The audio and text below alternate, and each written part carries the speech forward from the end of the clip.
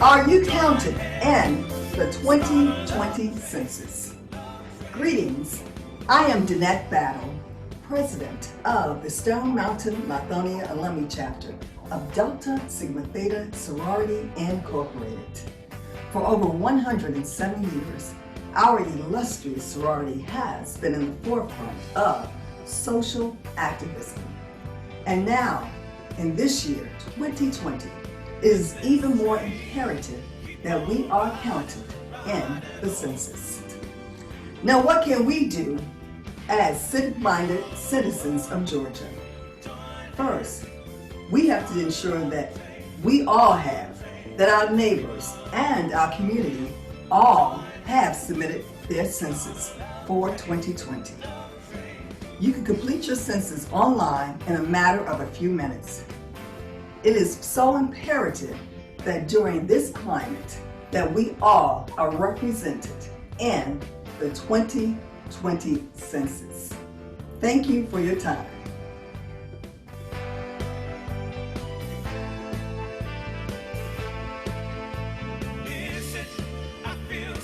Well, the importance of filling out the census is to make sure that we have funding for our schools, playgrounds, and businesses in our area. Without doing the census, we won't be able to get representation for our community. So it's very important that we always do it, no matter if you're younger or older or you're from another country.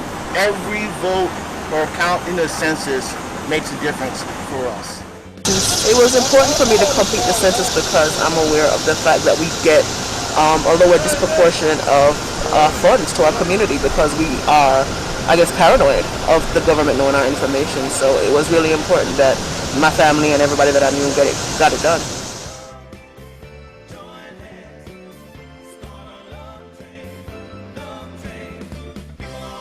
To the distinguished ladies of Delta Sigma Theta Sorority Incorporated, on behalf of my late beloved grandmother, all of my aunts, and my only sister, I extend greetings. When you think about the census, you can't go but so far without remembering Jesus. He went to Bethlehem because his mother Mary, his father Joseph, had a responsibility to report for the census. But not only did they have to be accountable for themselves, but even for their unborn child. The sacredness of the census signifies for all of us that we must be counted, we must be heard, and we can't be ignored. You can't chant Black Lives Matter and don't register your family to make sure that they count. Let's make sure this season we are not ignored, we're not tolerated, we're celebrated because we participated in the census.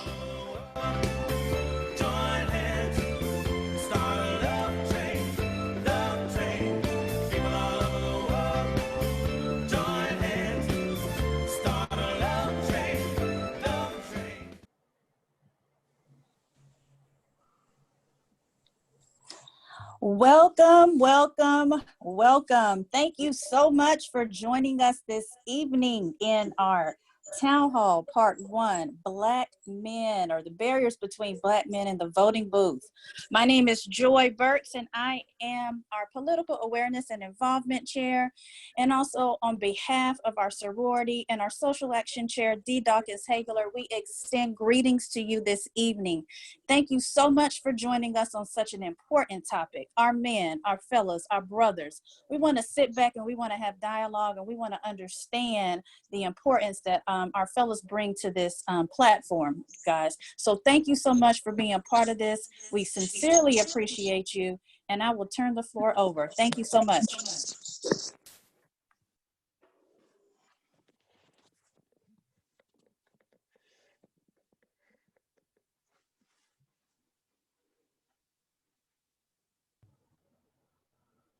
Enough electoral votes, more than 270, more than enough to become the 44th President of the United States. He will be the first African-American President of the United States. I've been broke all my life, but I kept hope all them nights. You see business in my city? Yeah, they closed all them twice. I was just riding down Salem, all them damn potholes, I can't drive. I know y'all can fix it faster, but I know y'all won't try. Don't nobody care about us, and that's why I don't vote.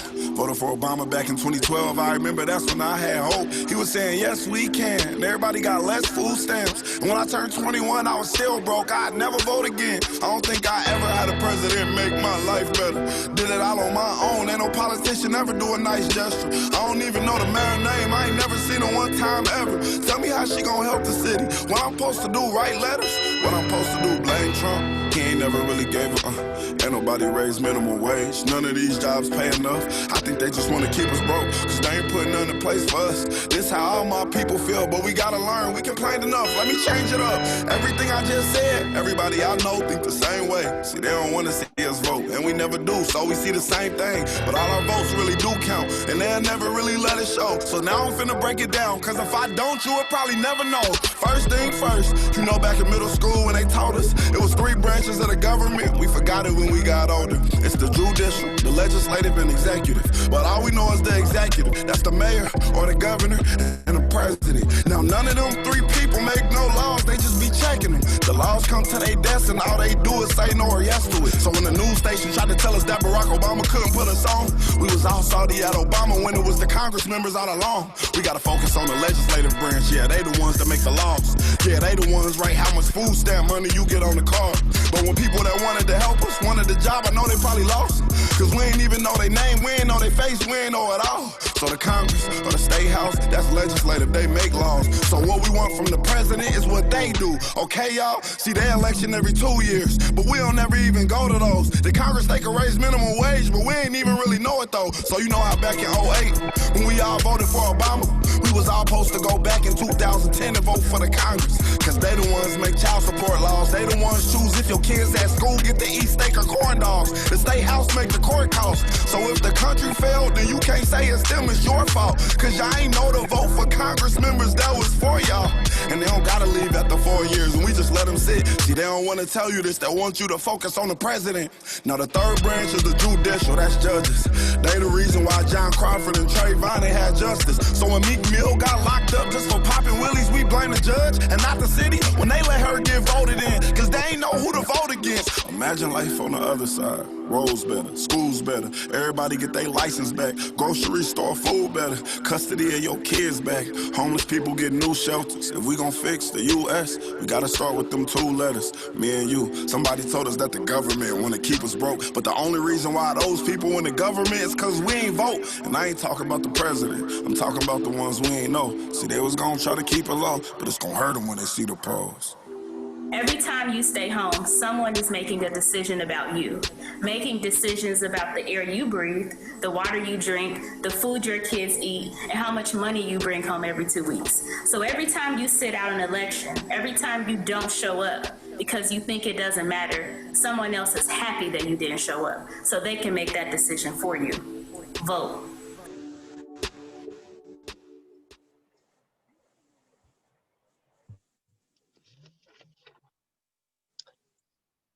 Good evening, beautiful people. I am Erica Antoinette Slayton, and I welcome you to join me in prayer at this time. Dear most loving and gracious Heavenly Father, we come today in excitement and gratitude, thanking you for the opportunity to collectively gather to share information and resources that will enlighten our community to activate their voice. We are here today acknowledging the innate power we each possess. Our presence today represents our conscious responsibility as the light of the world to make the world a better place. We are persuaded that all things work together for our good, and so we thank you for perfect timing. Perfect timing where each of us could meet, even in the midst of a pandemic, to increase our level of awareness. Our unfailing trust is in you, and so we ask that you bless our leaders, international, national, state, and local. Bless our panelists, bless our organizers, bless all persons who are ill, bless all families that are represented today, And Heavenly Father, kindly heal our land.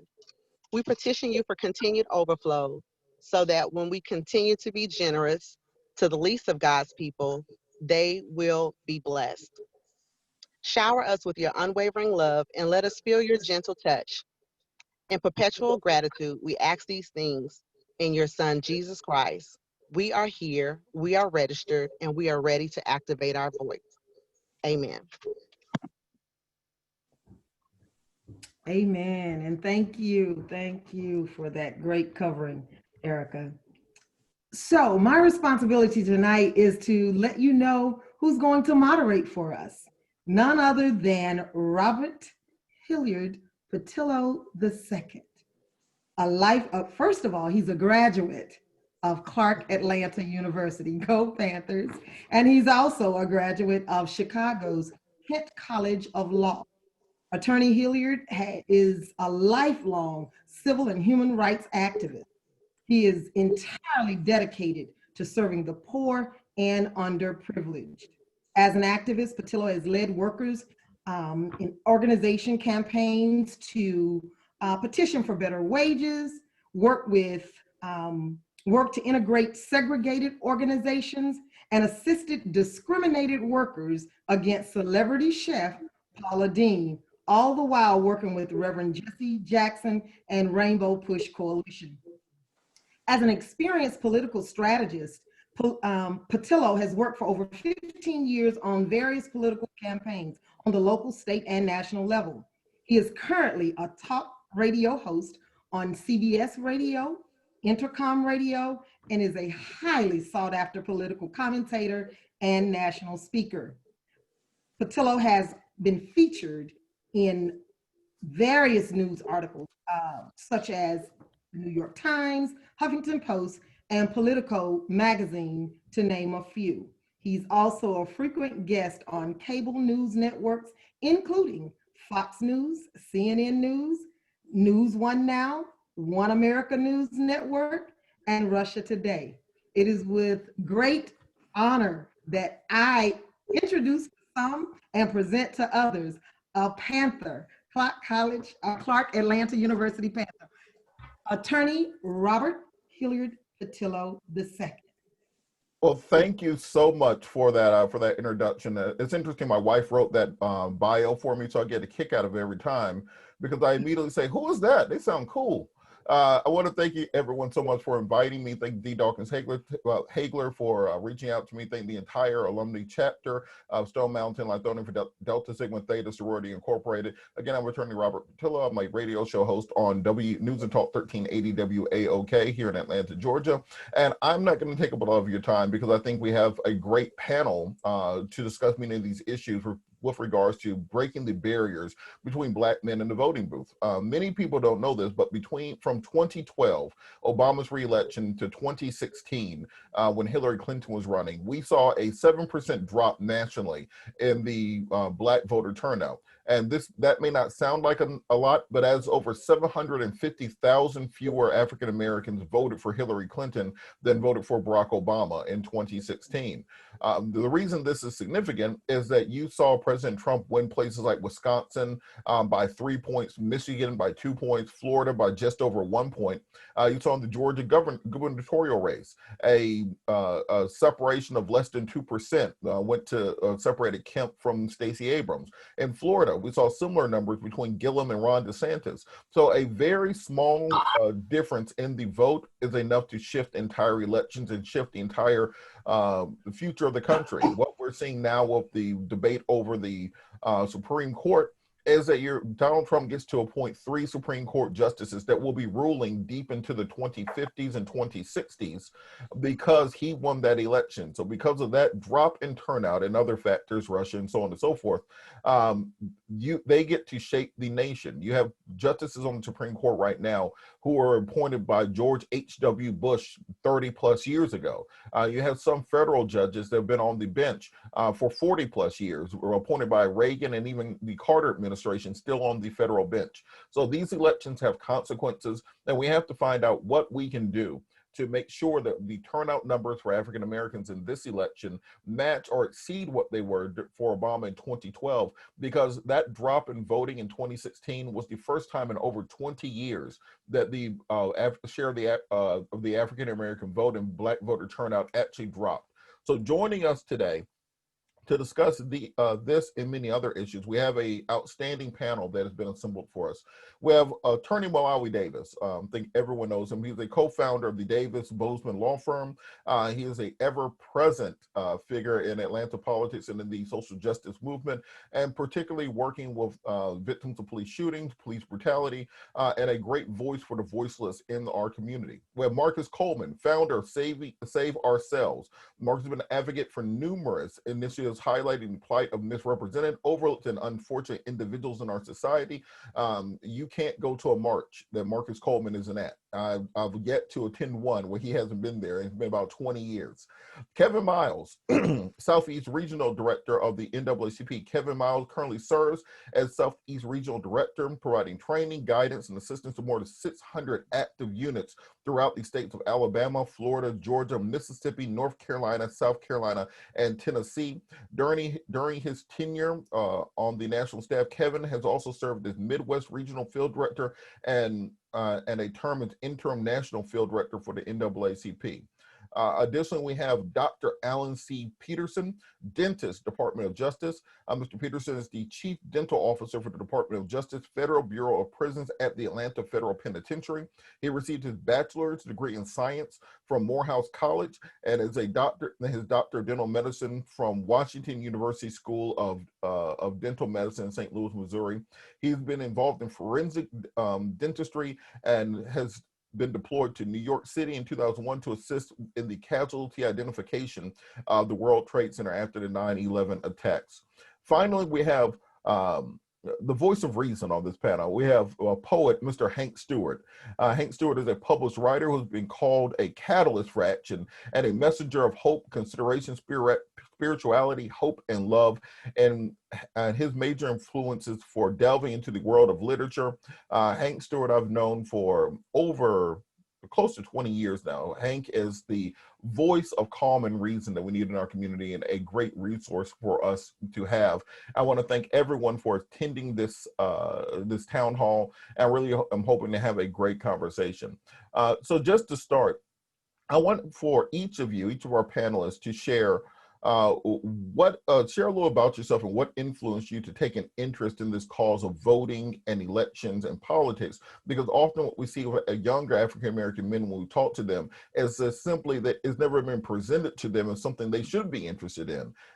We push sports, we push athletics, we push a lot of things on music, on young African-American men. What got you involved in this field of politics in particular? And I'll start with you, Malawi.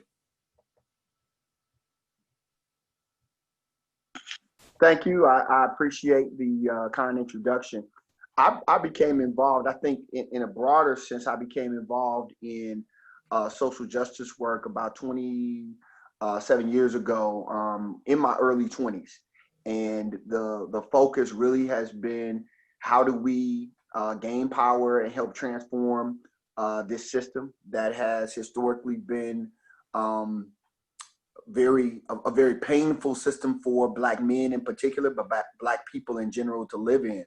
And one of the ways that I believe we do that is obviously through litigation as a civil rights lawyer, but also through protest, but also through voting. And we find the power of voting for me on a local level is incredibly important. Obviously, we have a national election coming up with some implications like we have not seen probably in our lifetime, but local and controlling local politics has been a focus of ours, trying to hold those that are elected, that are local, to a progressive agenda, trying to frame that agenda, and then not just get them in office, but to engage in the kind of work that help hold them accountable, whether they be Black or white. The need for accountability. So that's really kind of how I got pulled into the work. Was first from the activist side in Philadelphia and in the African-centered education movement, and then it just kind of continued to continued to evolve after I went to law school and started practicing law. All right, Hank Stewart, what got you involved in this? What got you into voting and into activism? Again, I'm going to echo my friend, Attorney Maui Davis. Thank you all for allowing me to be a part of this conversation. This is a very critical and crucial conversation. So thank you, Dee, and everybody else who had anything to do with me being on this call, because you got some brilliant minds on here. You know, there's a quote that says, if a drunk hang out with a drunk, neither one of them ever be sober. If you're hanging out with someone who ain't going nowhere, it's not going to be long before you're going to have your brakes on. I started hanging out with people who was involved in the civil rights community and the human rights community, and it got me. That was a bug that was that was developed. Janice Mathis, you know, Reverend Jesse Jackson, you know, Joe Beasley. Then I got a chance to take a couple of steps up and hang out with Dr. C.T. Vivian, Congressman John Lewis, Reverend Joe Lowry. And so when you're around that type of energy, you can't help but be a part of the movement. Miss Clayton and Rita Samuels, people like that. You can't help but be energized by the movement. And so I was really fortunate to be able to sit at a lot of their feet and learn from them and understand how the body of politics really, really works. And you know, back to the opening video, I think that video speaks volumes because it really captures everything that we need to know about the body of politics. And I think a lot of us don't understand the steps that has to take to get to the change and the movement that we have in our community. So again, thank you for allowing me. I'm not going to dominate the conversation, but thank you for allowing me to be a part of this discussion. But my family has always been involved in the community, and so I don't know anything other than that. Marcus Colvin, what got you into this field? What got you into activism and into voting? Well, man, I promise I would have to first start out. Well, first, let me say thank you for allowing me to be on this call too. All of us are colleagues. I know everyone minus one person that's on the panel. Awesome brothers and dedicated to the movement. My entry is a little bit unique. I have to give credit to my grandfather, who was the father figure in my life, and made sure that I stayed current on current events as far as the news is concerned as a child. And of course, that encompasses a lot of what we're talking about today. But my involvement started after being unjustly incarcerated in federal prison for 30 months and spending 13 of those 30 months in solitary confinement in my early 20s, coming home and then becoming the founder and former president for Reverend Al Sharpton's National Action Network, responsible for the Southeastern Regional Headquarters in the historical West End District. So entering up under Sharpton, there were, you know, a plethora of voter registration initiatives, voting initiatives, just politically, political engagement, period. And I guess that would be my entry into activism. But being a Black male, I think I came out of the womb being an advocate because of the color of my skin. All right, Kevin Miles, the same question. What got you into activism? What got you into the movement? Thank you all for inviting me also. But similar to Hank, this has been something that has been like a family vocation. I have a great uncle who was in Marcus Garvey's army. My grandmother was very active in her own right. My grandfather was in a group called the Cleveland Future Outlook League. He was one of the people who provided security to Black organizations that were trying to meet throughout the city. So I've always had movement sensibilities. But my passion for the political sphere tended to grow exponentially once I became conscious of the fact that there's a very counter-revolutionary idea that's pervasive in our community, and that is you get people who believe that the way that they can affect the system is we need to turn inward and we'll just build our own stuff. I'll build my own school, I'll build my own neighborhood. And I say that that's counter-revolutionary because I have worked since I've been 18 years old. I've paid as many taxes as anybody else in America. I have ownership over everything that America has. If your school has science labs for your kids, I want them for my school. If your streets are paved, I want my streets paved. And the more that I travel and the more that I see that we allow other people to use our tax dollars to finance their futures, while we turn inward with our disposable dollars and try to see what we can cobble together on the other end. That fuels my passion to make sure that we're educating people about their actual power to marshal their own resources that you've already paid. We don't have to beg anybody to be included in their reality. We already paid for it. I bought the reality you live in. I just want my piece of it. And so my passion is making sure that our community understands our stake in this. All right, Dr. Peterson, what got you into activism? What got you into voting? Well, like everyone else, I'm very honored and humbled to be asked to be on this panel. As a child, I watched my father go to Selma to march. I met a lot of people back in St. Louis, where I grew up, in NAACP, and I just watched. I wasn't, excuse me, I wasn't active at that time. I didn't really get active until my freshman year at Morehouse, when I met John Lewis and voted in the election. That was my first election that I voted in, for him against White Fowler to fill up Andrew Young's seat when he became the ambassador. So ever since then, I've been like in the background, voting, getting people to vote. I'm on the committee now at my church, New Life Church, where we have a voters registration drive. And we're concentrating on the disenfranchised, because those are the ones that we really need to come out and vote. But the main reason why I got involved and why I've never missed an election is because people died for me to vote. And that's my main reason.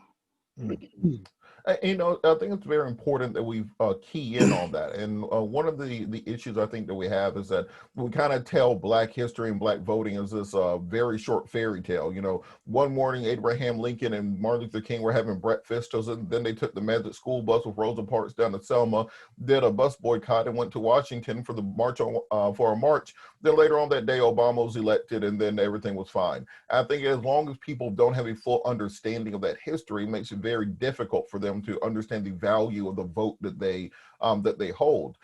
As I mentioned in the opening, we had a 7% drop, the first time in 20 years, a drop in African-American voter turnout. African-American male voter turnout dropped even more significantly than the overall number. So I'm going to open this up to everybody, round robin style. What do you think caused that drop in voter turnout between 2012 and 2016? Well, I think the main drop was people were very disappointed after President Obama won, because they didn't understand the government. A lot of us thought that when Obama became president, that everything would go our way, not understanding that when Obama won, the Republicans said their main goal was to make sure he wasn't reelected. So that's when I think people finally realized that it's not just the president, as the young brother said in the rap, it's the government that makes the laws. The president just has to say yes or no, or tries to, you know, put his 2 cents in, but we need to get out and vote from the local government all the way to the House of Representatives and the Senate to make a big difference. And I think people were very disappointed. If I could, and I want to start by Brother Allen, if I could make just a friendly amendment to the earlier statement that you made, because I think language is important. And it's not so much that people died for our right to vote, but our people were murdered to keep us from voting. And that provides a little bit of extra clarity. We didn't just die. People murdered us to keep us from voting. You know, and I think that part of what accounts for the drop, and I'm just speaking for Black men, that's the reason why I was asked on this call, and I've been a Black man for 50 years. I think that Black men occupy a space and a reality that we do not spend enough time articulating. I see a lot of young brothers out here. First of all, you know, you got young brothers who are underemployed. They are, some of my own cousins, some of my own family members are not employable. You know, brothers who have issues with the law. Most of the men that I know have had negative experiences with law enforcement. Not to say that everybody's been incarcerated, but you have had experiences that were not positive. Right? These are realities that we have that are not talked about. And so I believe that when Barack Obama was elected, I, as many other people, thought that finally he can see us. He can see me. And then when the government did what the government does and it worked the way that it is designed to work, I think that that was painful for a lot of people who expected so much more, even though those expectations may have been unrealistic. And so now we've moved into another presidential cycle and another political cycle where those internal issues that we have are still not spoken of. So how do you tie people to, you know, the need to connect politically when they do not see this as benefiting their lives, and the discussions about how it benefits them doesn't speak to the deficiencies that they know exist? Brother Miles, in all respect, excuse but, me, Brother Miles, hold on. In all respect, people were not only murdered, they died also. I've been a black man. Hold on now, hold on. I've been a black man for 64 years.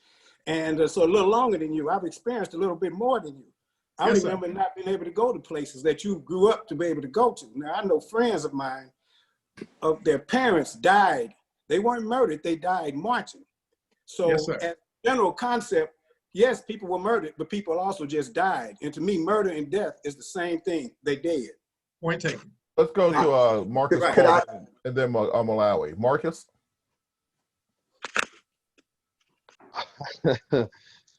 Well, first, let me echo my brethren, Attorney Mowley Davis. He spoke to me. Others have said it, but I think you started out by saying that the local elections are the most important. I know we'll get to the national election and the electoral college, which I think needs to be abolished. That's later in the program. Died or murdered, died and or murdered, is all noted, but in all fairness, I just personally think that the drop is because, you know, I can speak frankly, is that brothers, I was going to say brothers and sisters, but brothers, since that's what we're discussing here, are tired of simply going through the same rigmarole and voting for the lesser of two evils. We hear that all the time in our community, that we must vote for the lesser of two evils, and we use that we use as a guilt trip, in my personal opinion, humble opinion, in our community. We bring up the fact that our ancestors were murdered or died, and to be quite honest, I really think that that is a archaic narrative.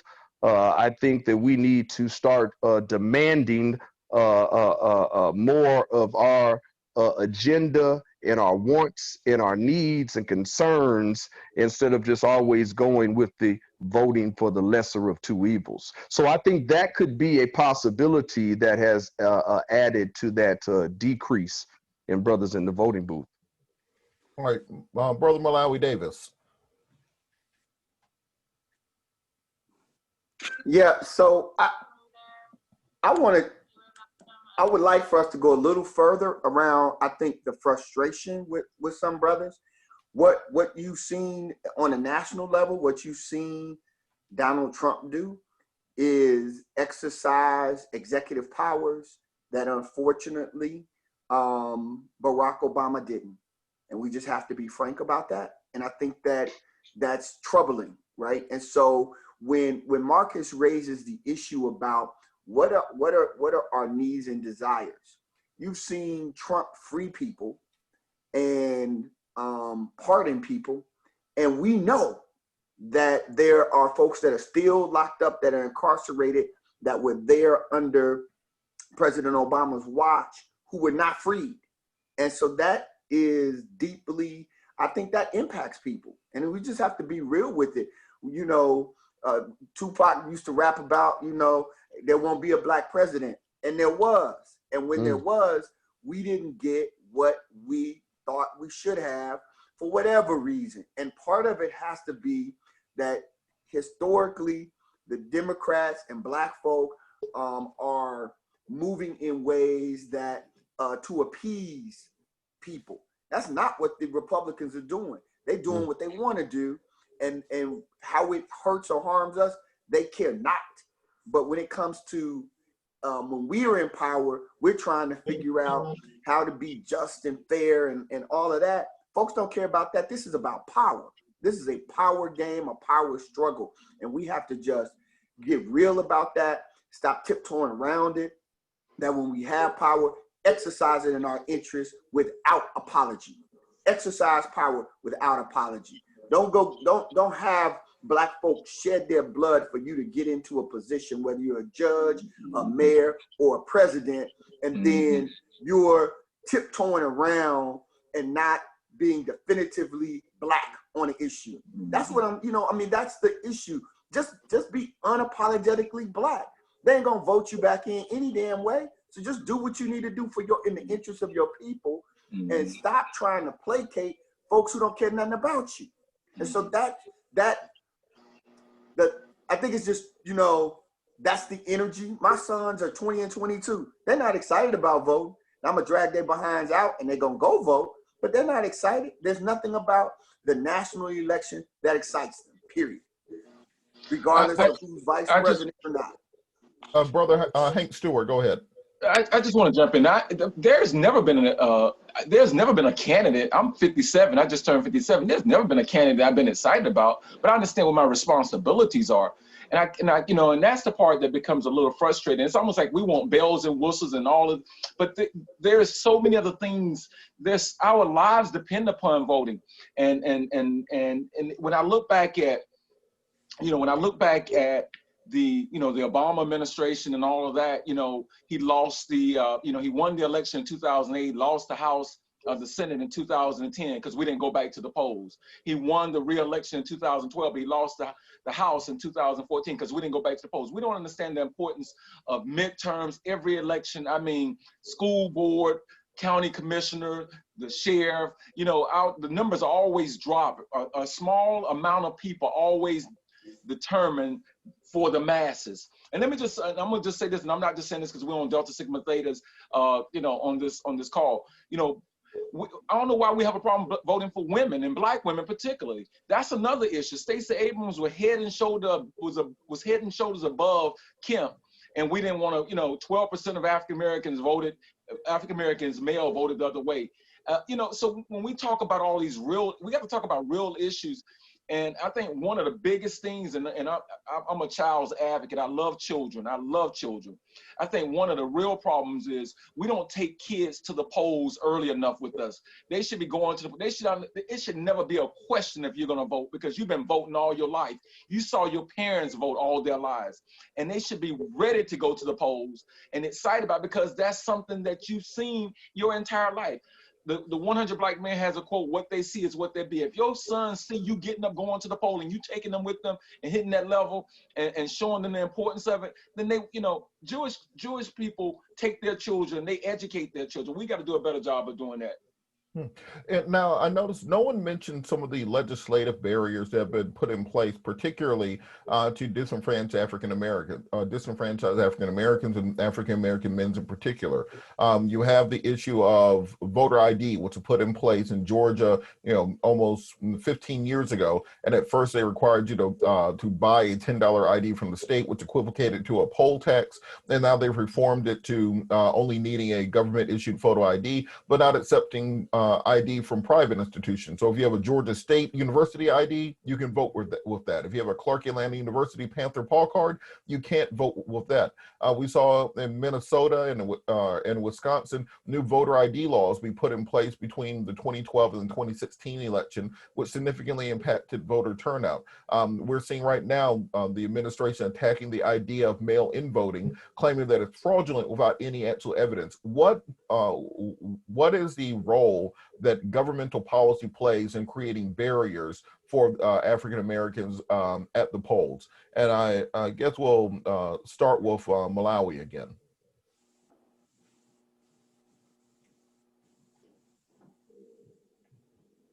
I think he has us on mute. Dr. Peterson, let's start with you. To me, one of the barriers is an issue that's close to my heart because of where I work. Ex-felons. After you've completed your sentence and got off of parole, you still can't vote because you have to pay all of your court costs and court fines. And being an ex-felon, it's hard to get a job. So if you don't have a job, you can't pay your fines. So you're being persecuted twice for the same crime. You have a lot of ex-felons that are homeless. You can't register to vote if you don't have an address. There are a lot of things that are stopping us, senior citizens who can't get out to vote. You know, there's just so much that's stopping us from voting, and they're doing all they can. That it's heartbreaking. Marcus Colvin. Well, yeah, I believe, I'm not certain, but I believe I would be accurate saying I'm the only ex-felon panelist. It should speak volumes because I did have to go through the restoration process of my voting rights, which I have done.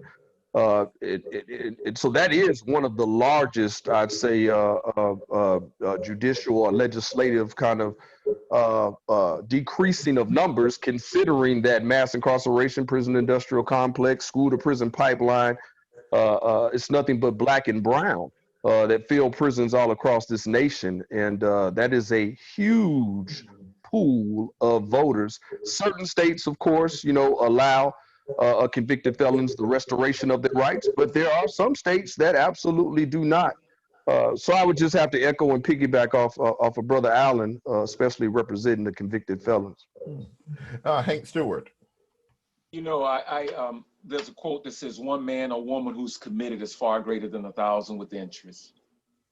One man or woman who's committed is far greater than 1,000 with interest. And one of the things that I love about, I used to love about sitting down and listening to Dr. Lowry and Miss Rita Sammies, and, we would have lunch and hear them, just their commitment. They were committed to getting it done. They didn't let things get, they had small victories, but those small victories, they kept pushing. And it just seems like we're not made or cut from the same cloth. So any little thing seems like it deters us and it turns us around. 381 days for the Montgomery bus boycott, 381 days. 381 days they walked. They didn't ride the bus. They didn't, they carpooled. They had a commitment, 381 days. And so it just seems like, we've got to be that committed. I think back to the previous question that you asked, Brother Patillo, and you talked about, some of the deterrents, and we didn't understand, had we voted for Michelle Nunn back in 2016, she would be on the bench right now, and they would have flipped that bench and da-da-da. We don't understand the commitment of being engaged and doing things. I haven't looked at a football game in 4 years because of Colin Kaepernick, because I'm committed to his fight. I understand his fight, and I've never been a Colin Kaepernick fan, but I understand his fight about this whole, about black men being killed. So I support the brother, and so we got to have I think we got to have that level of commitment, that fight, that commitment that you ain't gonna be turned around easily. I would like to see more fight in us, as men, and protecting our women, protecting our families. And the way you protect your family is first by voting. The most important right you have is the right to vote. That's the one right that protects all of the rights. If you lose your right to vote, you lose all of the rights. That's the one right that protects it. We are a people created by laws. Attorney Maui Davis is the attorney, so I'm not going to jump in his lane. But I do know we were created laws by 13th, 14th, 15th Amendment. And if you repeal those amendments of 13, 14, 15, and we're back in the form of slavery. Look at what was done to the Voters' Right Bill, this Section 4 and Section 5 of the pre-clearance. So we've got to have a commitment. We got to stay on the wall. It's like we take a jump shot, and think we won the game when the enemy's taking the ball back and hit a 3-pointer. They've erased everything we had on our 2-pointer, plus taking us another step back.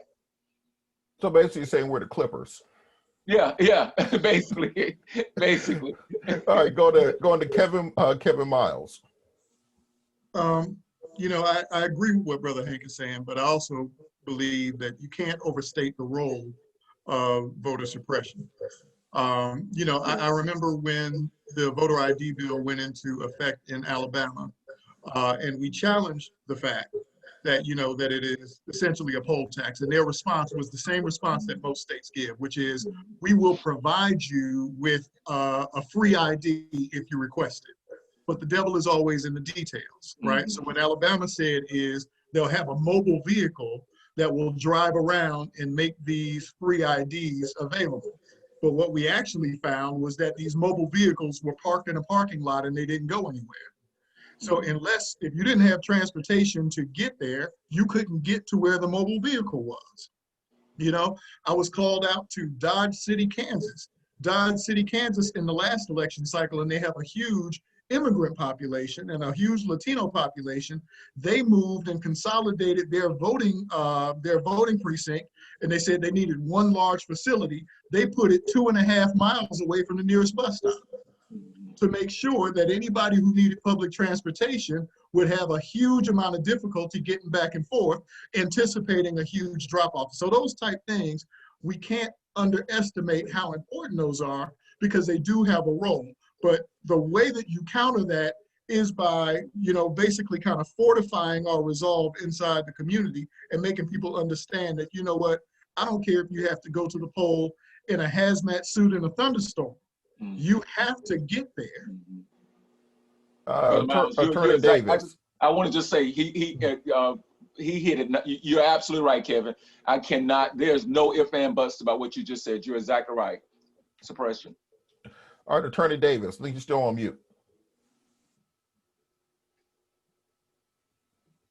So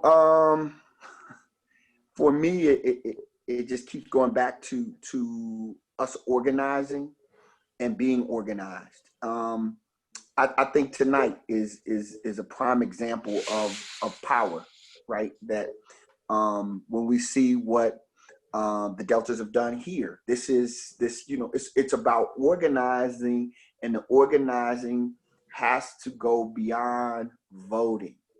And so I just feel like we have to have a plan, right? We have to have two plans. One plan is if Trump gets reelected, right, which is a real possibility, right? Let's just what is our plan for our people, and how do we collectively come together and create a safety plan that reduces the number of lives that are lost and taken. One of the major things, as Brother Hank raised, and a number of folks have raised, is your ability to vote. As important as it is, it can be taken away based on convictions, felony convictions. And so all of this has really been re-implemented by Trump. The war on drugs under President Obama, as critical as I just was about him, that war on drugs was very, very different from what you're seeing right now. And the emphasis now, the Civil Rights Division, in terms of actually prosecuting and going after police-involved shootings, it's very different under Donald Trump than it was under Barack Obama. So I want to be clear. I'm not saying that nothing happened. I just want us to be clear that what is our organized response to Trump winning, and what is our organized response to Biden-Harris winning, right? Because when they win, they're not guaranteeing that we're going to be in a good space. We're going to have to hold them accountable. And that's one of the things that I think we lacked. And so I do believe that there's a need for us to have a people's assembly at the local level, at the regional level, at the national level, involving the Divine Nine, involving all of our civil rights, human rights organizations, and having a platform that we can hold them accountable. We got to have a Black agenda that we're saying you got to address these things.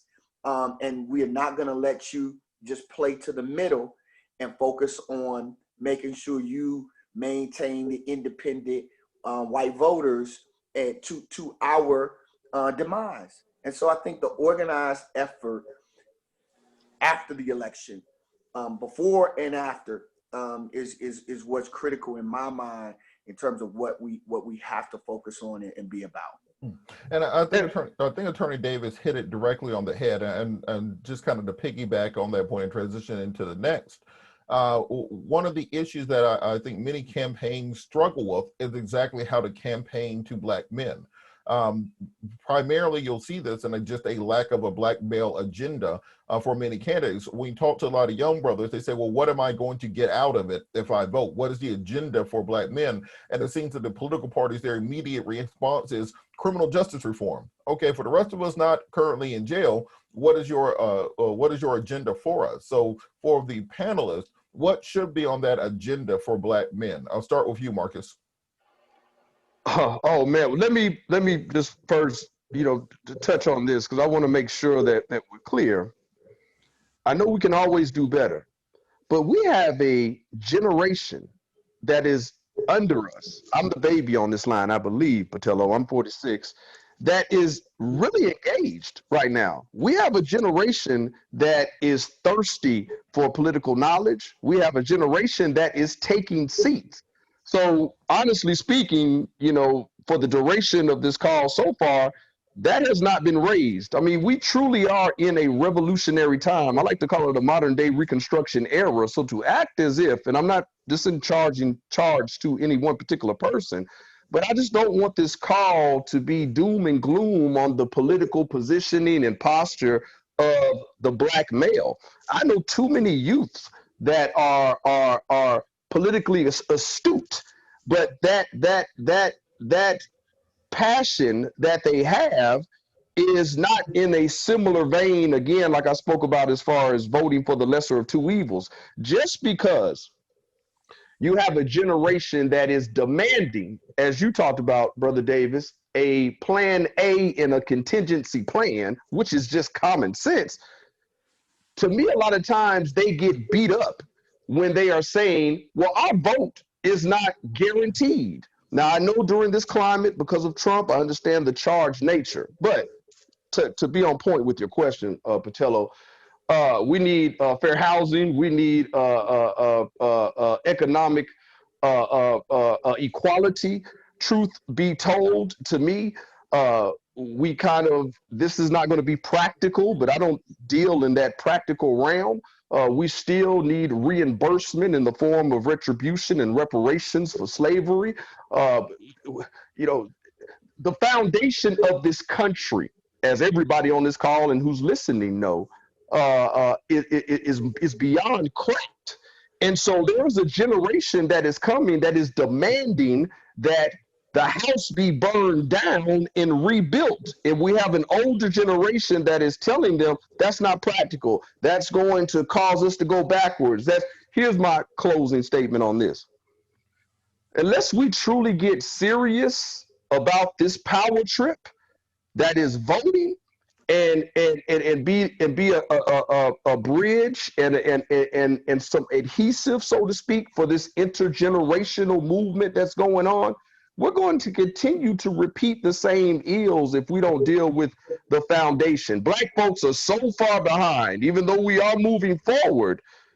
Excuse my English, Patello. There's a plethora of things that the Black community needs: health, housing, economic equality, criminal justice reform. And again, we need what is owed to us on the debt on the backs of our ancestors. Hank Stewart, what should be on the Black men's agenda? If you were going to be telling a campaign, if you're the spokesperson for Black men, what should be on that agenda? I think our children, Black children, it's got to be on there because they're going to grow up to be Black men and Black women. I think you got to have children on the agenda.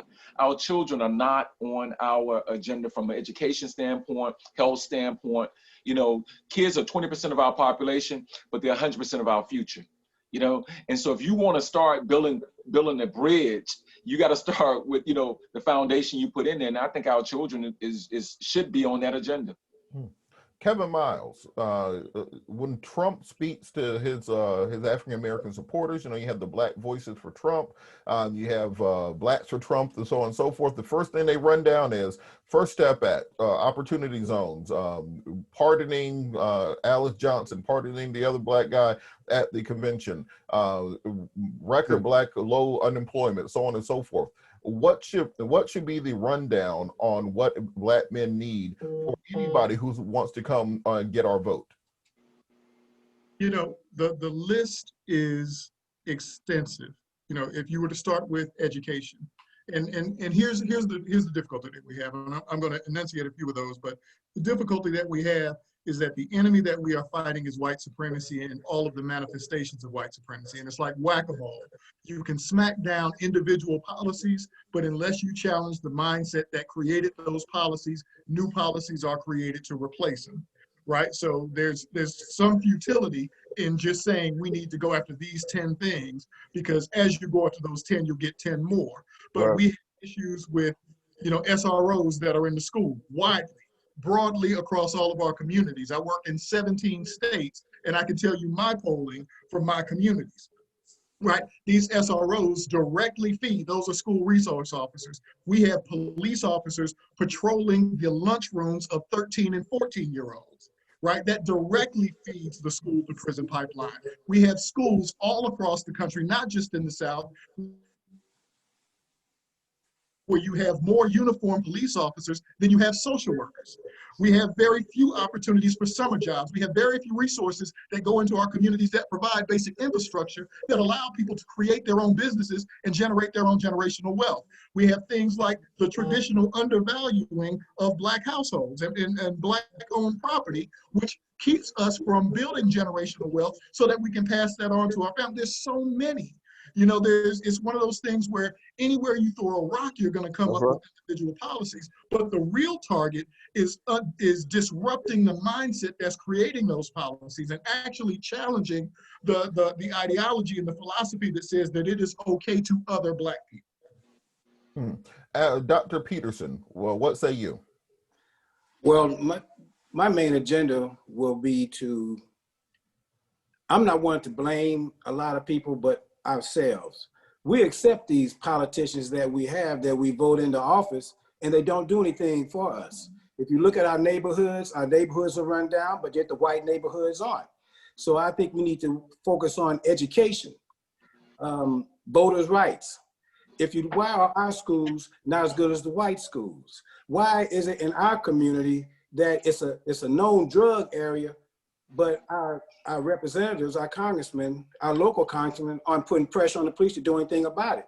You don't have known drug areas or known high crime areas in the white community, but it's accepted in our community. We have to stop accepting this for ourselves and hold our people accountable. So we need to educate ourselves on how the legislation goes, like the young brother in the rap said at first, learn how it goes, and we've got to do better with ourselves. That's all I'm saying. We have to do much better with ourselves and just don't accept this BS that we've been given by our people that we put in office.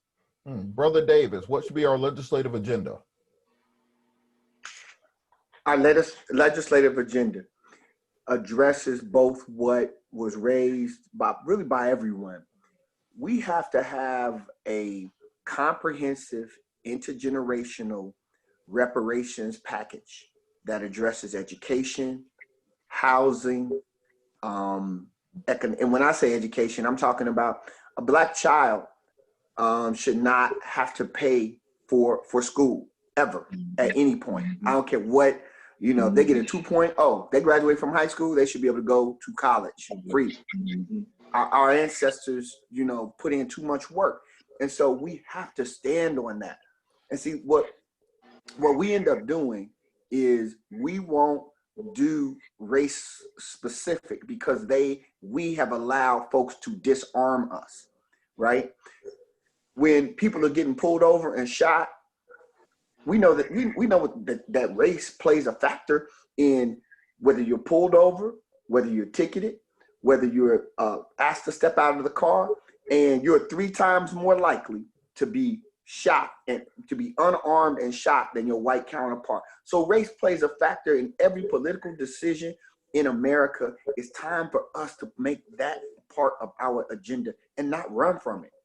And so I think a comprehensive reparations package deals with the core issue that Brother Miles raised, which is white supremacy. At the heart of white supremacy, it was created to justify the enslavement of African people because they couldn't be Christian and treat us the way they treated us. So they had to dehumanize us so that they could both be Christian and racist, period.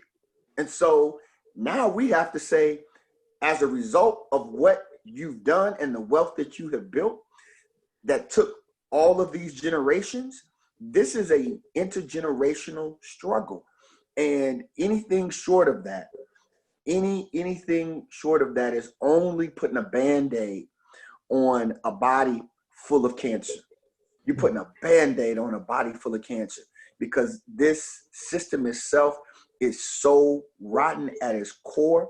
That's why the young people, and so when you ask what will get young people excited, something radical, something very radical. And that's why you have seen them in the street.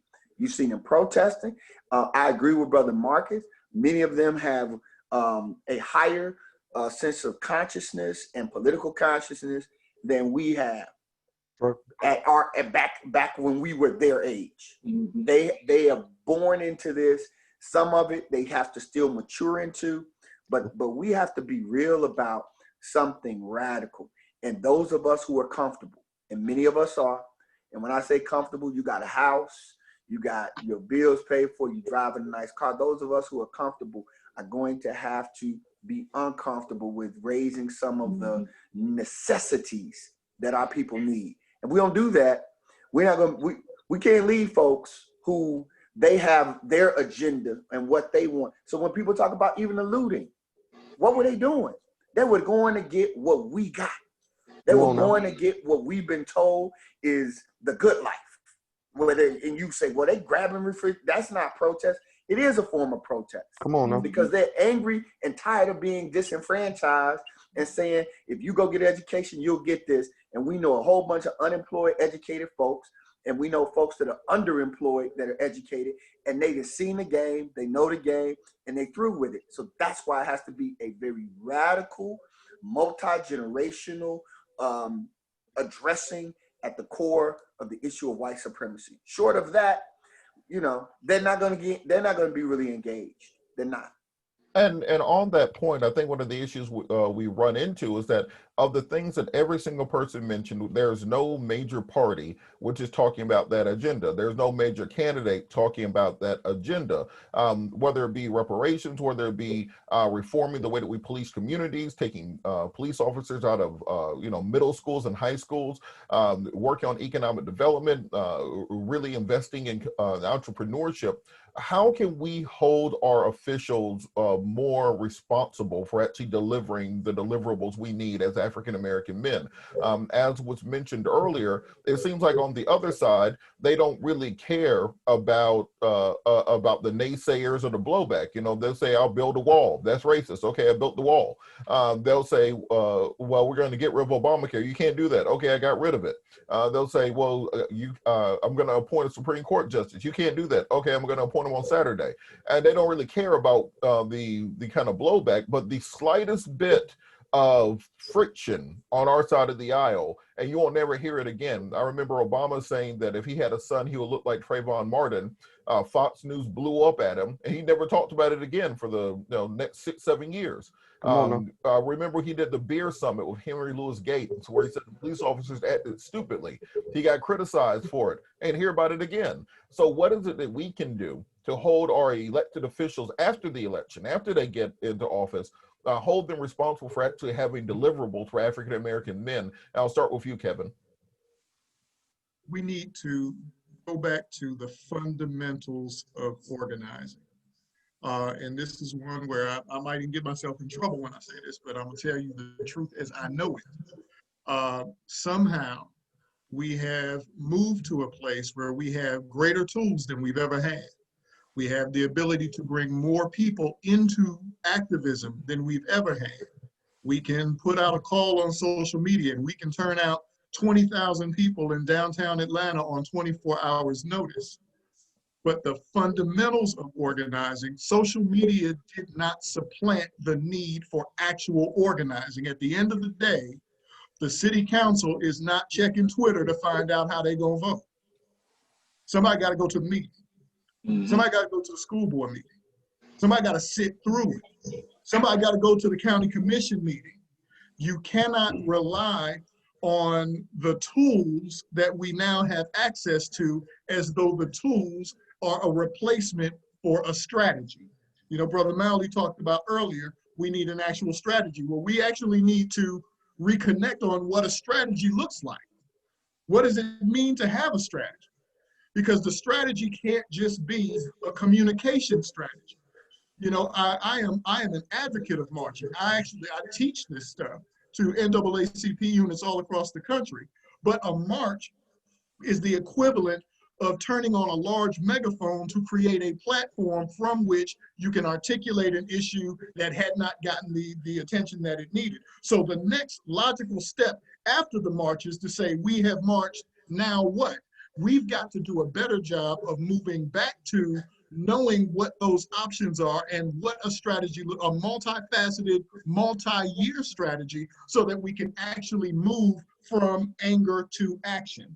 You know, it doesn't do us any good if there's, 50,000 people out in the street and the folks inside, all they have to do is just not pay attention to what's on the news, and they can go ahead and vote how they want, because they know that we're not going to vote them out. They know we're not going to take that step. I remember when I first moved here to Atlanta, we were down in Union City, what was the young man's name, Marcus? Because you were there. It was, and I don't know if you know that was when I first got here. I literally pulled off the highway and went to a protest when I first moved to Atlanta. And Ariston Waiters. Ariston Waiters, and we were outside, and there were maybe 300 to 400 of us outside in a thunderstorm. Brother Davis was there as well. Yeah, during a city council meeting, and they came out and said that they would only let 20 people inside, and we rocked with it. That is, we've got to get back to the fundamentals of what it means. When John Lewis talked about good trouble, the operative word is not good, the operative word is trouble. We've got to go back to that, taking the risks, getting in trouble, and actually putting together multi-year, multifaceted strategies that go beyond the communication strategy. Dr. Peterson. Yeah, I agree with what everyone is saying. What we have to do is get back to take ownership of our communities. We have to go to every meeting from the PTA all the way up. When I graduated from Morehouse, we had Minister Farrakhan spoke at our baccalaureate. And a lot of people sleep during the baccalaureate. It's the one thing I remember from him. We need to keep the dollar in the Black community to strengthen ourselves economically. If we get our own jobs, we can hire our own people, then we don't have to worry about the government with welfare controlling us that way, keeping us in that type of slavery.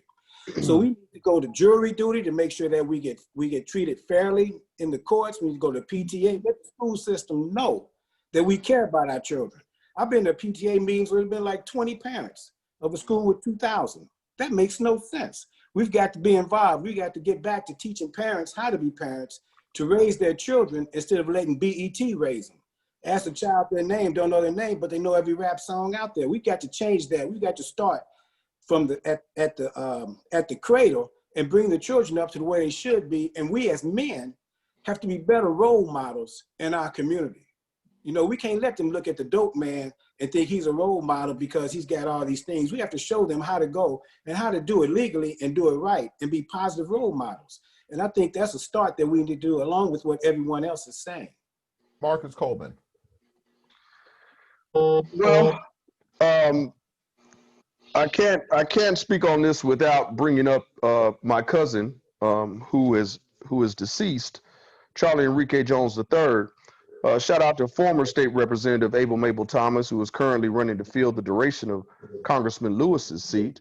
But working with her, I actually was able to spearhead an initiative that ended up in the changing of legislation here in the state of Georgia, and it is named after him, CJ's Law. This is in the vein of holding our elected officials accountable. We got to be more strategic and more deliberate on who we put in office. We have to be more strategic and more deliberate on who we raise up for a particular seat. I'll close with this because this is a great segue. I get to make this announcement today. It warms my spirit. Brother Miles, you will be affected by this directly. There was another initiative because I have actually kind of shifted my focus on the new city of South Fulton, which is where I reside, a 3.5-year new city. Just today, there's an initiative that I spearheaded that actually was voted on today, and it voted in unanimously. Here in the city of South Fulton, Brother Miley, you're going to love this as well. Here in the city of South Fulton today, there'll be a press conference tomorrow morning because we are deliberate about who we are as a city, being one of the largest, if not the largest, African-American city in the entire country, we have voted today unanimously that any officer that is involved in an encounter that leaves a civilian, Brother Hank, either maimed or deceased, that officer will immediately, officer or officers will immediately be alcohol tested and drug tested. This is huge, man. This is a huge game changer. We don't have a union here. We know that the police unions have been fighting the testing of officers for years. I'll be brief with it because, I mean, again, there will be more details, tomorrow at this press conference, but we know, those of us that fight police terrorism, all the time when these maimings and killings happen, we see the officers really amped up, really juiced up. Some of us even say, man, he must be on something. Then 3 to 4 weeks later, we hear from the results of the toxicology report that states what the victim had in their system. Well, here in the city of South Fulton, as of voted in today, we will now know what the officers have in their system as well. That ain't the end all tell all, but that is elected officials working with your local PDs, working with advocates in order to produce policy change, holding elected officials accountable at the fullest. And I'm just happy to be able to put that out today. So Attorney Malawi Davis, we are in a city like Atlanta for Black mayor, Black city council, Black county commission, Black everything down to dog catcher, but we have a severe police brutality problem. How can we hold public officials responsible, even beyond the just get out and vote, which we say every 2 to 4 years? Yeah, I think I saw somebody put something in the chat about disruption. We have to bottom line is we have to be better organized. And Brother Miles mentioned it's a very big difference. Kwame Ture would talk about the difference in mobilization and organization. Mobilization is what we have seen when we watched the marches. The first march that we organized after George Zimmerman was acquitted had 5,000 people march from Clark Atlanta University Center, CAU, to CNN. The next time you saw It's Bigger Than You, the young people, Sister L, they had about 10 to 12,000 march around the Centennial Olympic Park and then into CNN. Then you saw Philando Castile and Alton Sterling. So about 15. So that has been ramping up. But have we become more organized? Have we built more coalitions that have been sustainable?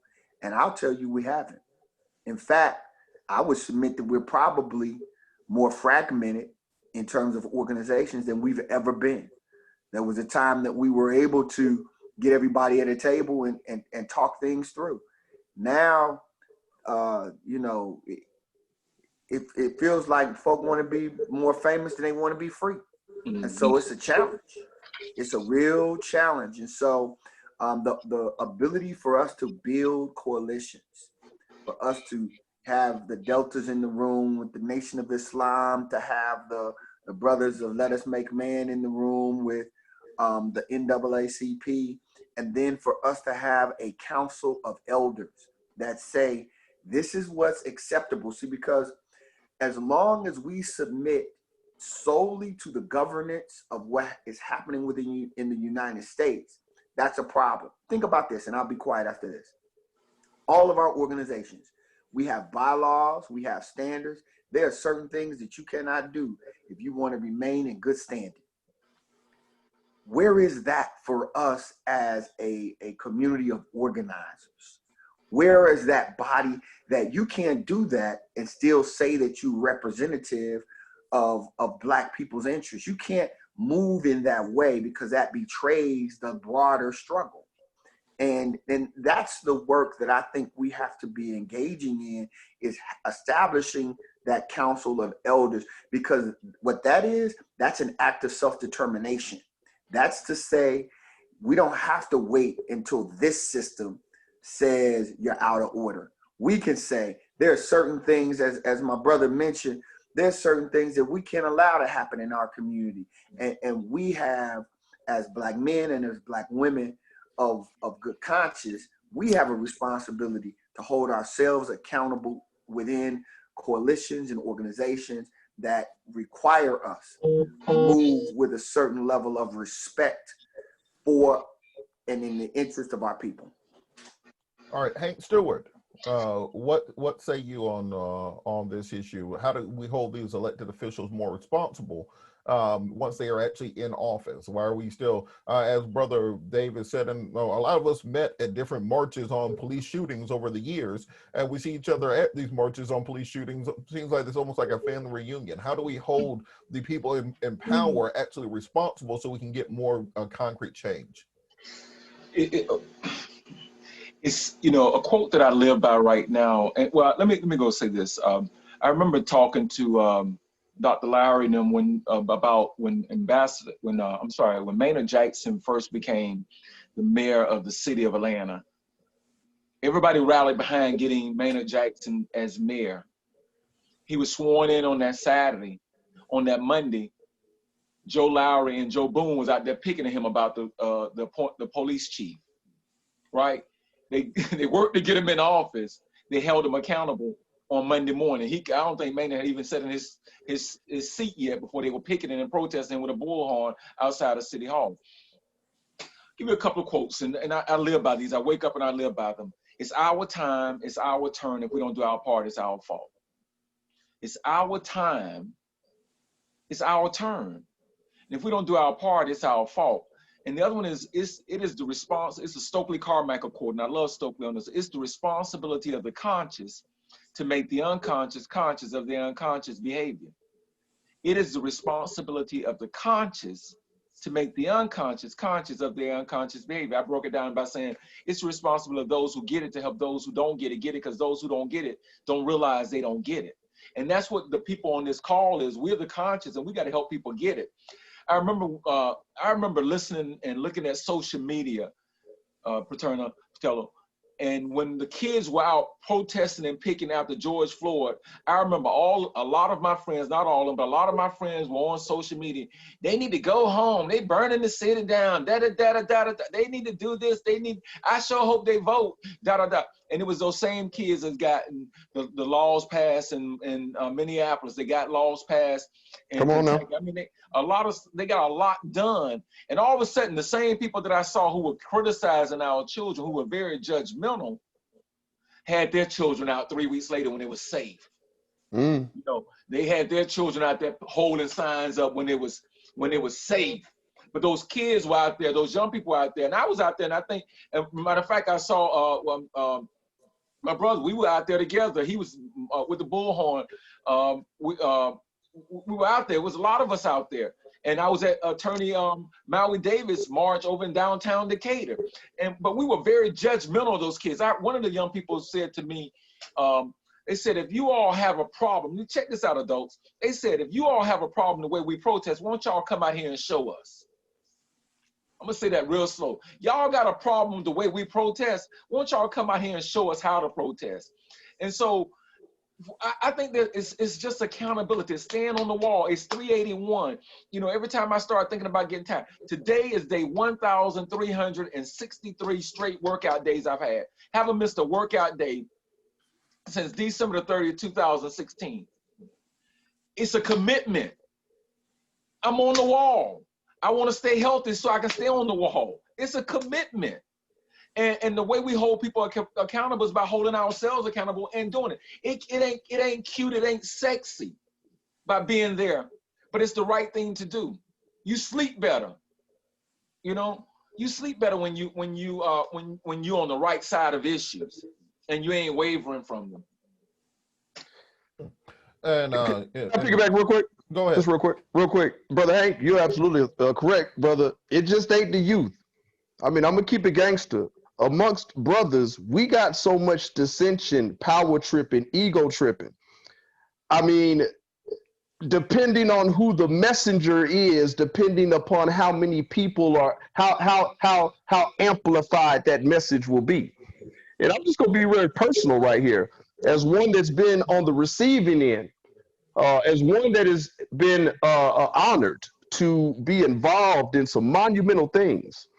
It pisses me off to no end that certain things that I have been able to accomplish and have been a part of with coalitions and groups that might not be popular, they don't get amplified by certain brothers. We just got to be straight up here.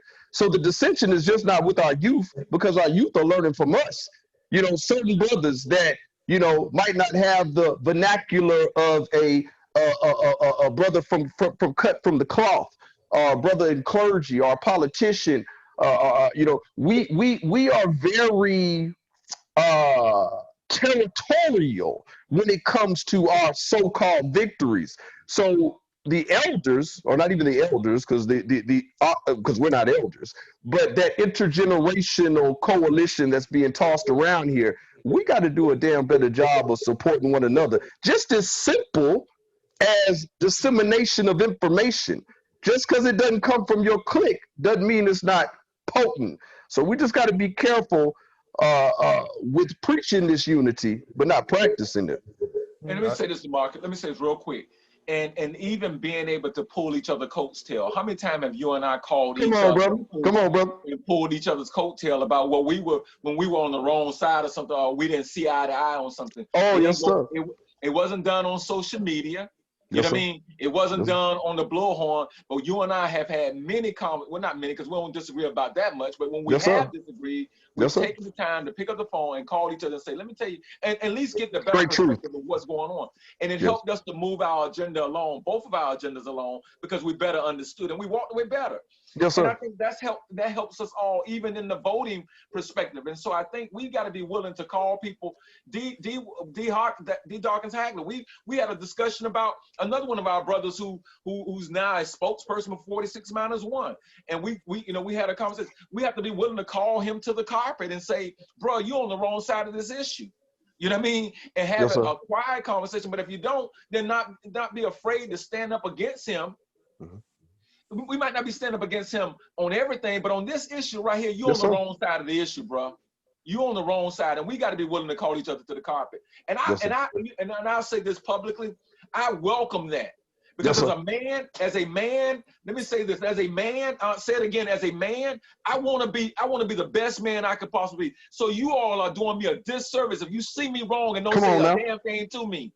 You're doing me wrong. You're not treating me right as a brother if you know I'm on the wrong side of the issue, and you don't call me and pull me and hold me accountable for it.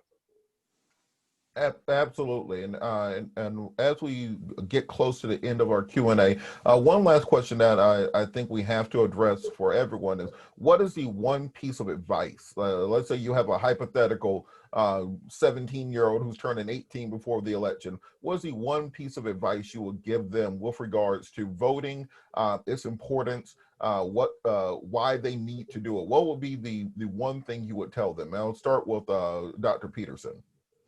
I would tell them to learn the issues, vote on the issues, and vote your heart. See how it will affect everyone, not just you. Don't be selfish. Vote on what's best for everyone. Kevin Miles. I will tell them to be authentic, right? And we need to have conversations with our young brothers about agency, with Black people, young Black people, about agency. And like I said at the very beginning, the fact that from the time you get your first little summer job, the government is taking money out of your check. All of these things that you see dispersed around this country are things that you paid for, right? And we all need to understand that we not only have a stake in the country's future, we have ownership. And we have not received what we have paid for. So if I was to tell them anything, I would tell them, you know, your authenticity. When Brother Mally was talking earlier about being unapologetic, I don't have to qualify my desire for good schools. I don't have to qualify my desire for health care. I don't have to qualify my desire for, you know, I want to see redevelopment in my community. I don't want to see the police unless I call them. I don't have to feel like I'm begging for something. I don't have to feel like you're doing me a favor. You're not doing me a favor. I bought it. I paid for it. You use my money. Every check I have ever gotten, you took money out of it. The same as everybody else.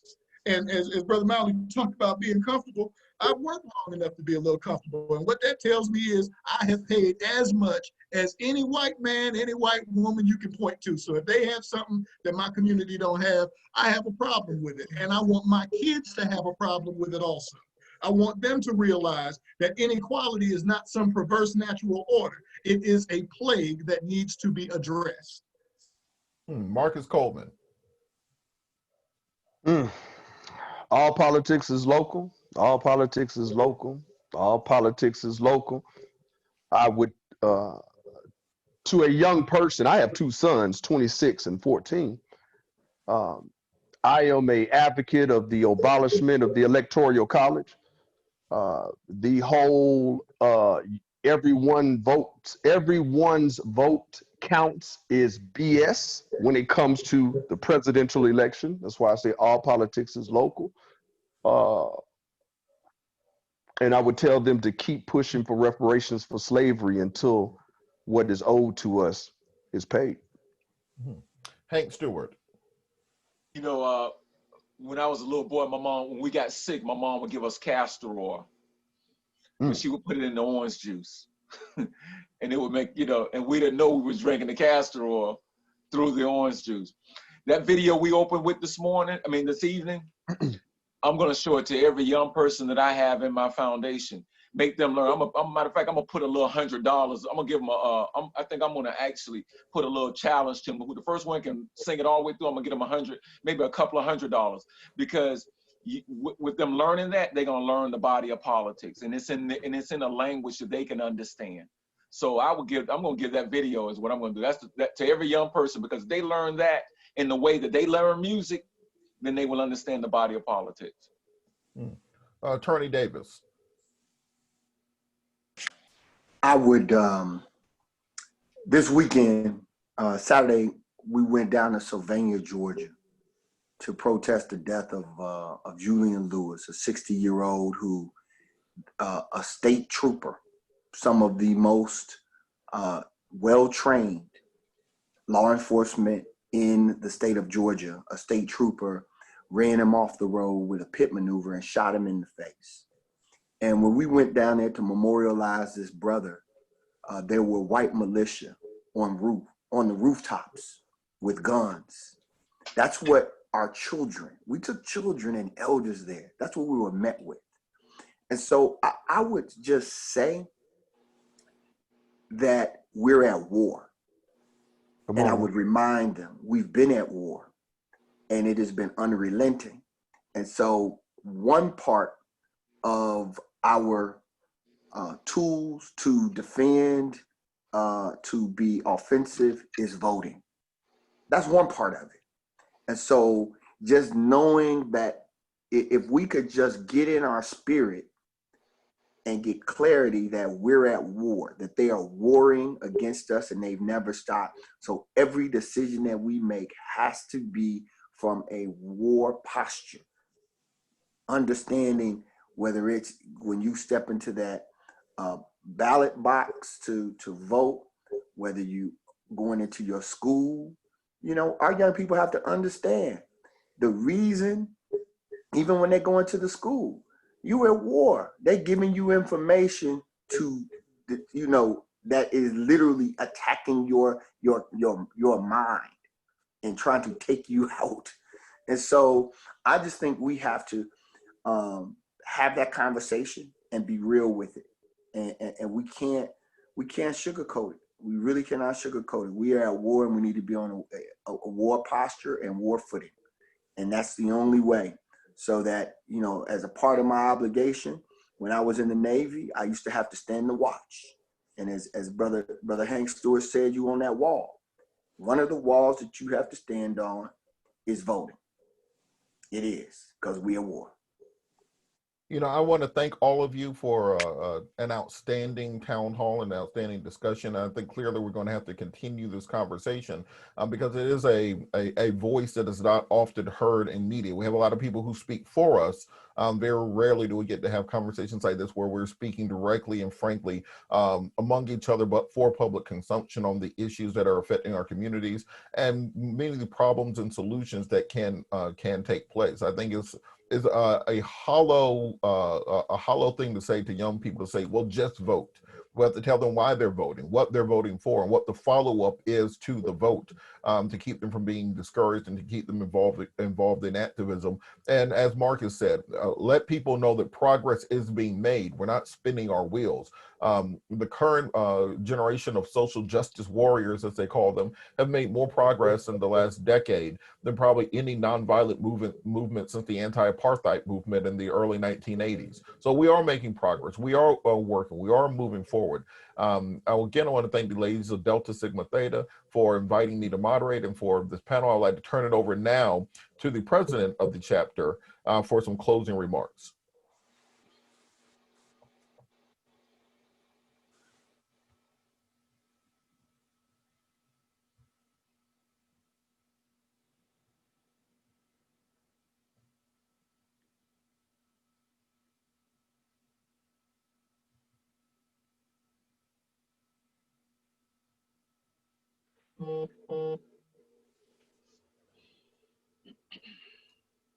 Well, I will speak. Thank you so much, gentlemen. I'm sorry, did they give their closing remarks? I think that last segment were the closing remarks. Does anybody have any additional closing remarks you'd like to give?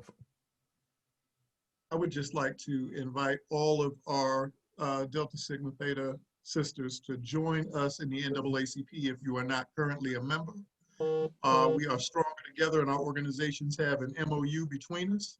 Our membership is just $30 a year, so I would be remiss if I didn't throw that out there.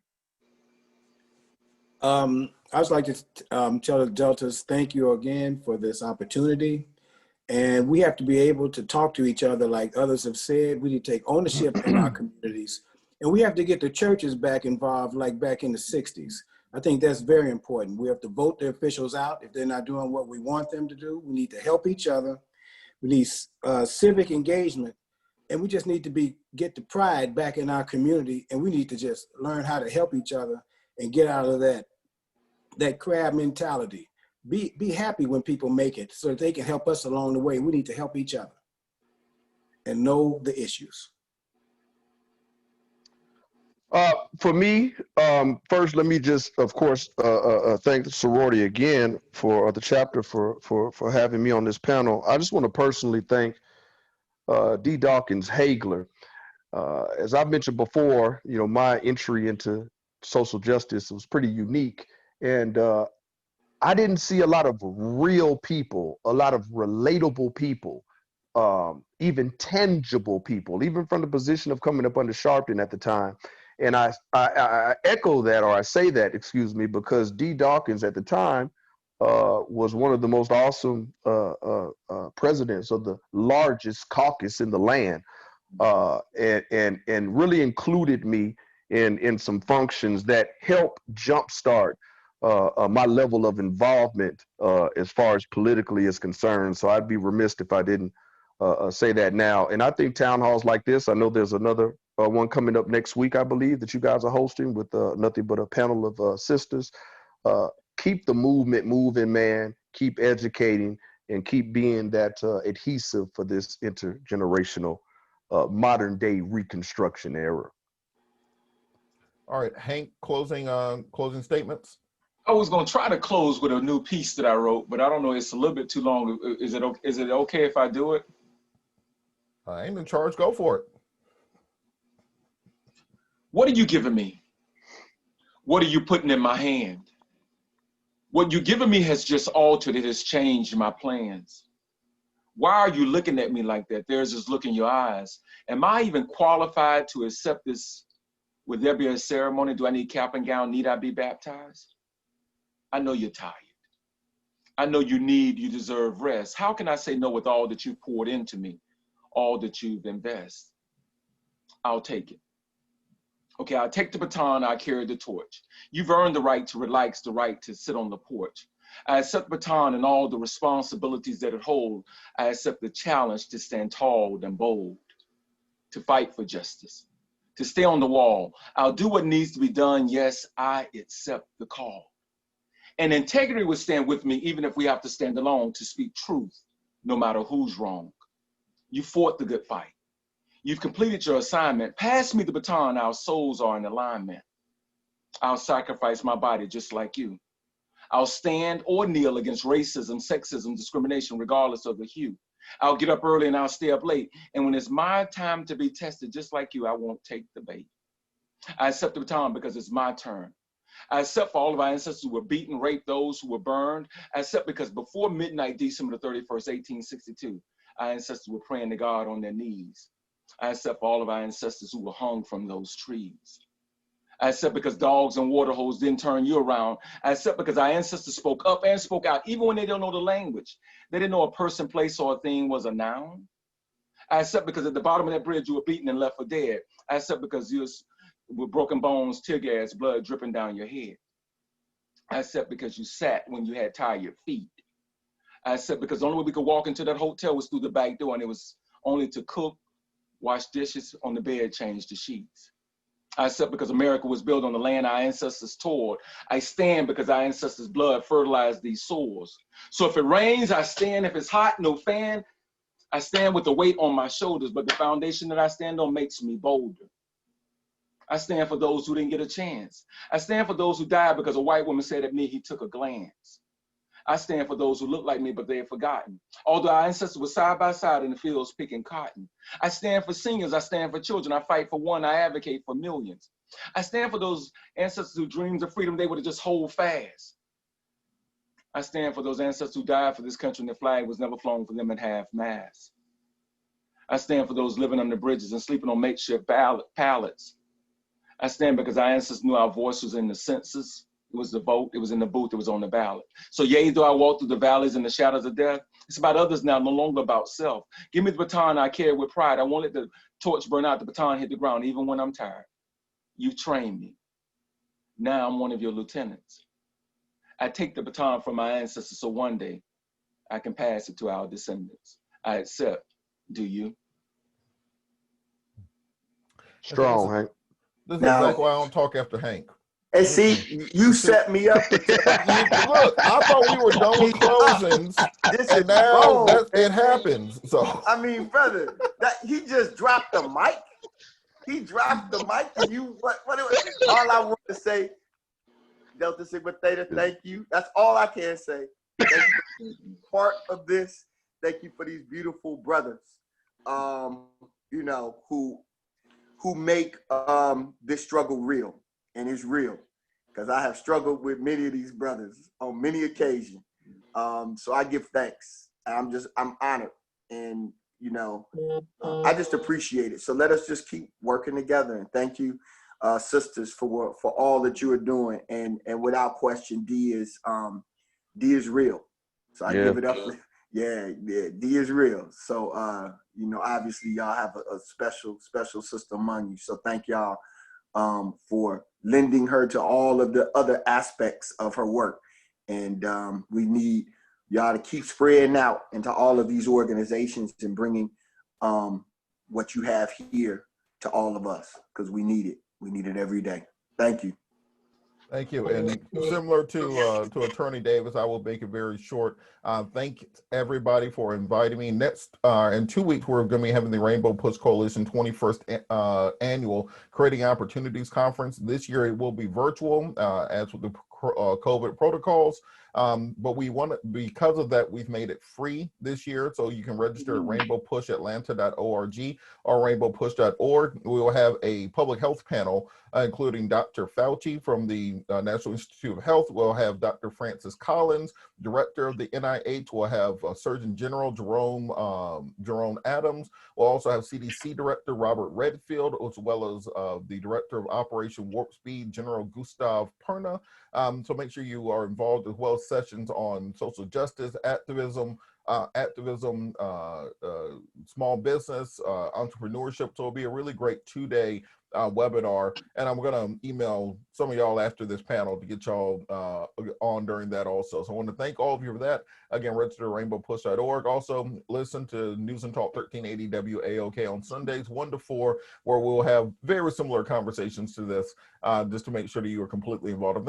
I think everybody on the panel's been on the show, and if you haven't, we gotta make sure to get you on. But thank you so much to the ladies of Delta Sigma Theta, and now I will turn it over to the president.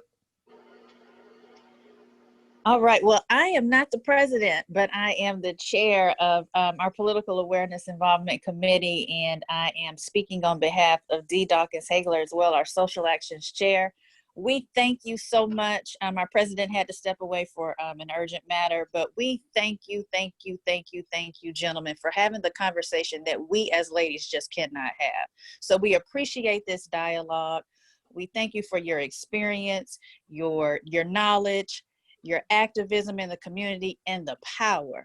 So let's not forget the power that we have as Black people as we move forward in this cycle. Not necessarily the presidential election as we spoke about, but in our local politics as well, because that's what matters first.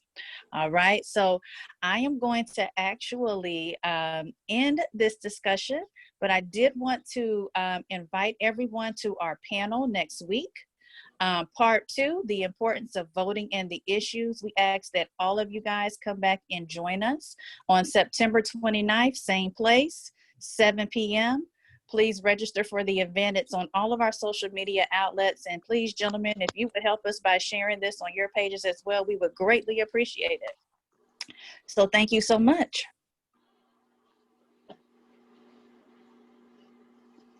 And that concludes. Thank you. Thank Bye-bye. you. Bye-bye. Thank you. Thank you. Thank you, D. Thank you. Good night. Thank you. Y'all are the best. Thank you very much.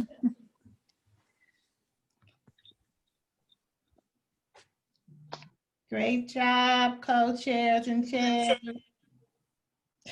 Thank you, technology. Y'all keep it together. You keep it together. Okay, we got it. Together. Deborah, it's not 10 o'clock. We can't let you go. Ma'am. Look, let me make sure we stop recording. Hit stop, Felicia. I was about to say hit stop because